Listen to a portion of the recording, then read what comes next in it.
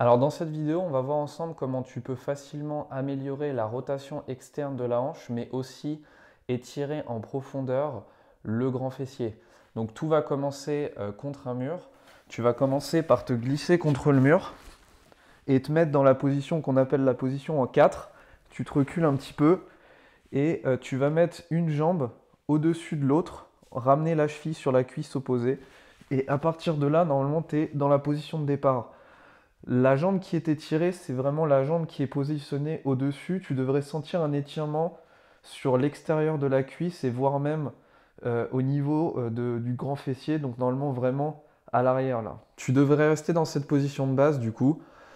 Ce que tu peux faire pour intensifier un petit peu, c'est pousser ton genou vers l'avant et pousser le fessier qui est étiré en avant pendant le temps indiqué pour la position de départ.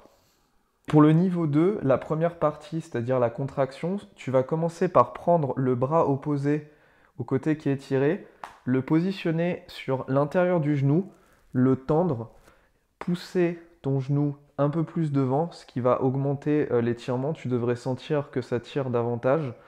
Et pendant les 30 secondes de cette contraction qui va être progressive, comme d'habitude, tu augmentes toutes les 10 secondes, tu vas simplement résister avec ta main tout en tirant ton genou vers toi.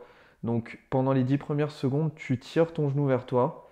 Si la tête elle est légèrement levée, c'est tout à fait normal. Si tu arrives à rester au sol, tu peux très bien le faire, mais je trouve que de lever les cervicales, ça va améliorer l'influx nerveux.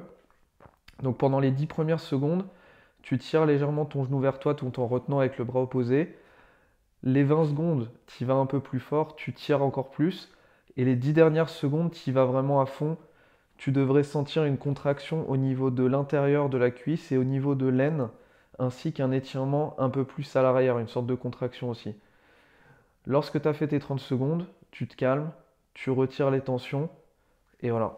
Pour la deuxième partie du niveau 2, c'est-à-dire l'étirement, tu vas enlever ta main, pousser ton genou en avant et pousser ta fesse vers l'avant.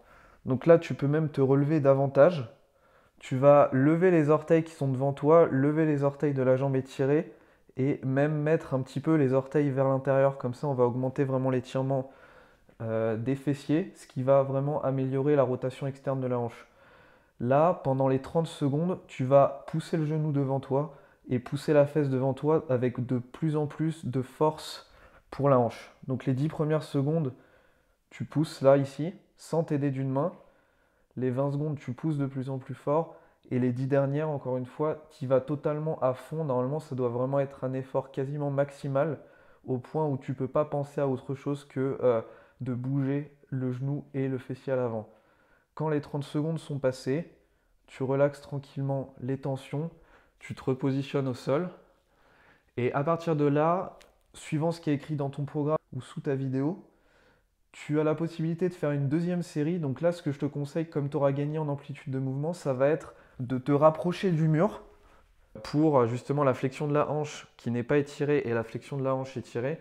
Et normalement, tu devrais sentir pour ta deuxième série un étirement beaucoup plus intense à l'extérieur de la cuisse pour le fessier.